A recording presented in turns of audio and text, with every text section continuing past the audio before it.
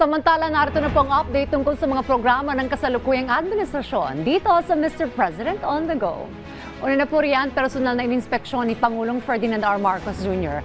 ang mga makabagong pasilidad ng National Academy of Sports o NAS sa New Clark City sa Capas, Tarlac.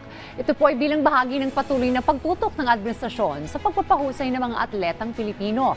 Ang pagbisita ng Pangulo ay nagpapakita ng kanyang patuloy na suporta sa mga kabataang atleta sa pamagitan ng pagbibigay ng world-class facilities para sa pagsasanay at dekalidad ng edukasyon.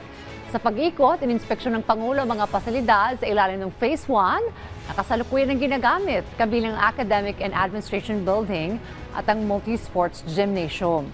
Sinuri rin po ng Pangulo ang proyekto sa Phase 2 na nasa 98% ng pagkakagawa tulad ng Gymnastics Hall, Sports Performance Building at mga dormitories para sa mga estudyante at kawani.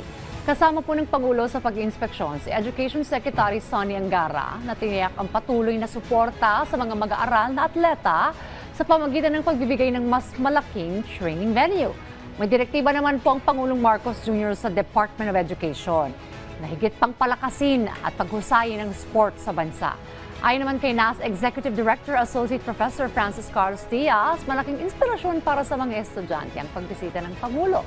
Bukod sa libreng edukasyon, tumatanggap rin po ang mga mag-aaralan ng 24/7 na panghalaga, dormitoryo, pagkain at snacks, strength and conditioning support at buwan ng allowance na 3,000 pesos. Patuloy na isinusulong ng Administrasyong Marcos Jr. ang pagpapalakas ng sports development upang makapagluwal ng mas maraming world-class na atletang Pilipino na magbibigay ng karangalan sa ating bansa.